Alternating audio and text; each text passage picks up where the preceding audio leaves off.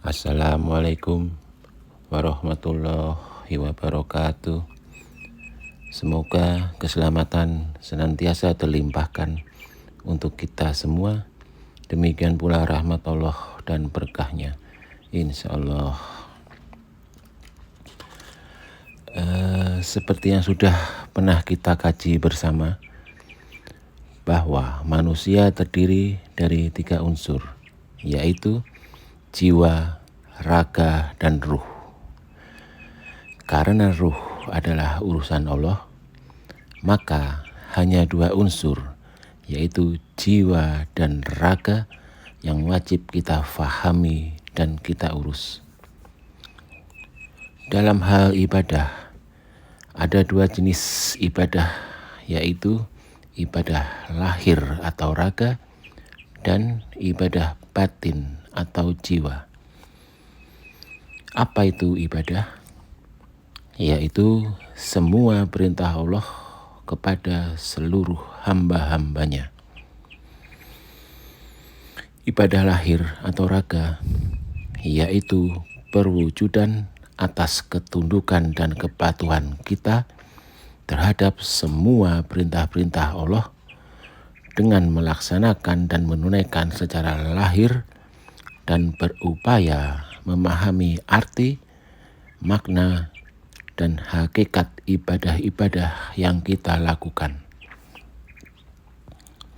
Sedangkan ibadah batin atau jiwa yaitu segala upaya mewujudkan dan menerapkan dalam kehidupan segala sesuatu yang berasal dari ibadah lahir yang telah kita fahami atas izinnya, agar kita bisa meraih akhlak yang baik, sehingga segala perilaku dan perbuatan yang kita lakukan senantiasa berada pada jalan yang lurus dan Allah ridhoi.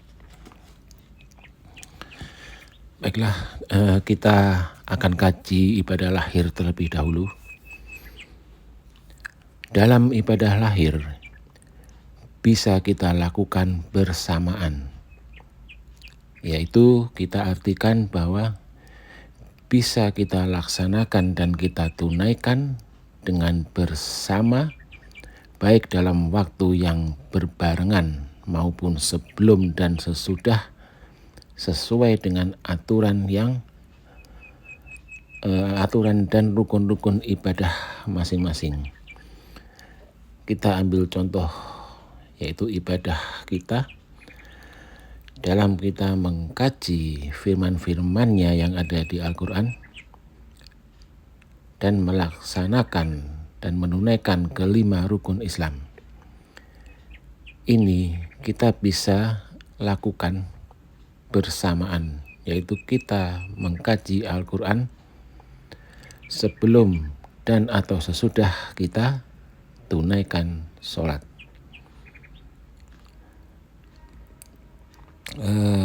Pada saat kita menjalankan ibadah puasa secara bersamaan waktunya, kita juga tunaikan sholat dan bahkan sekaligus kita bisa tunaikan zakat. Demikian saat kita jalankan ibadah haji, bersamaan itu pula kita wajib tunaikan sholat. Jadi dalam ibadah lahir bisa kita lakukan semuanya tanpa harus berurutan. Untuk ibadah batin tidak demikian halnya, pemirsa. Seperti yang sudah pernah kami sampaikan kepada pemirsa, dalam ibadah batin hanya bisa kita lakukan secara berurutan, yaitu tahap demi tahap. Ini kita artikan bahwa sebelum batin atau jiwa kita memahami syahadat, yaitu rukun Islam pertama, maka kita tidak akan bisa sholat, yaitu rukun Islam kedua. Sebelum jiwa kita sholat, maka jiwa kita tidak akan bisa puasa. Rukun Islam ketiga. Demikian seterusnya hingga rukun keempat dan kelima, yaitu zakat dan haji. Lalu bagaimana agar batin atau jiwa kita bisa beribadah? Demikian pemirsa, cobalah kita memohon hidayah, petunjuk dan bimbingan Allah, serta berupaya dengan sungguh-sungguh dan sekeras-kerasnya agar Allah ridho dan berkenan melimpahkan pemahaman-pemahaman semua perintah-perintahnya kepada kita. Tentunya pemahaman-pemahaman itu akan Allah limpahkan secara bertahap, satu demi satu. Dan itu insya Allah sesuai urutan dari kelima rukun Islam. Seperti yang sudah pernah kita kaji bersama pemirsa, dalam rukun Islam pertama kita harus kaji Al-Quran agar kita bisa mengenal Rasulullah, Nabi kita Muhammad Sallallahu Alaihi Wasallam, dan harus mengenal jati diri kita untuk bisa mengenal Allah Subhanahu wa Ta'ala. Setelah jiwa kita mengenal Allah dan Rasulullah, maka pada saat itu jiwa kita baru bisa bersyahadat. Baru langkah selanjutnya masuk ke rukun Islam kedua, yaitu sholat secara batin atau jiwa. Pemahaman yang jiwa kita peroleh secara bertahap, maka hendaklah kita terapkan dalam kehidupan sehari-hari sehingga bisa membentuk akhlak kita menjadi akhlak yang baik, yang tertuang dalam perilaku dan perbuatan-perbuatan kita yang bersumber dan tercermin dari jiwa yang sudah memahami hakikat ibadah-ibadah atau perintah-perintah Allah. Demikian setiap pemahaman harus kita terapkan dalam kehidupan kita.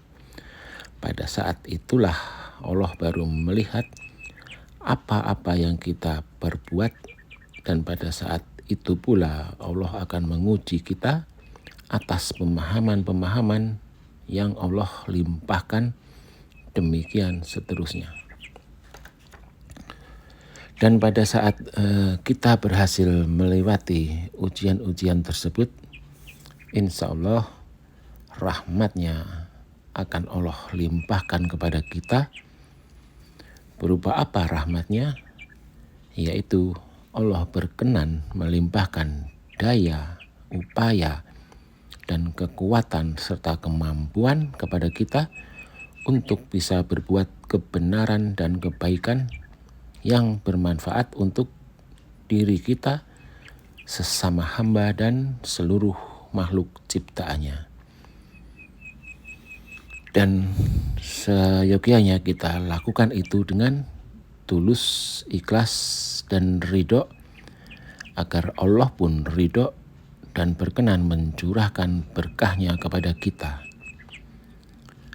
Berkah yang sungguh tidak bisa diuraikan dengan kata-kata, karena berkahnya adalah wujud rasa yang terlimpahkan karena kasih sayangnya kepada hamba-hambanya.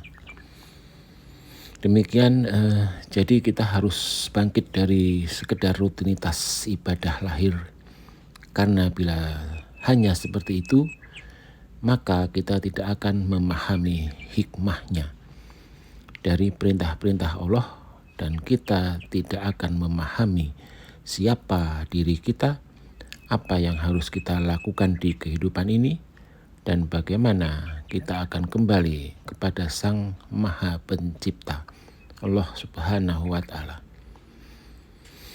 Demikian pemirsa, semoga kita semua bisa memetik manfaat dari tema kali ini.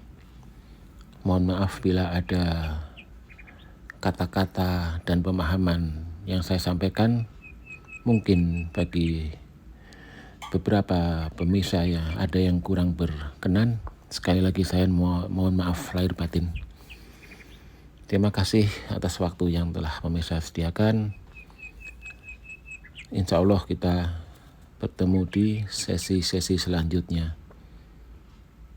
Terima kasih. Wassalamualaikum warahmatullahi wabarakatuh.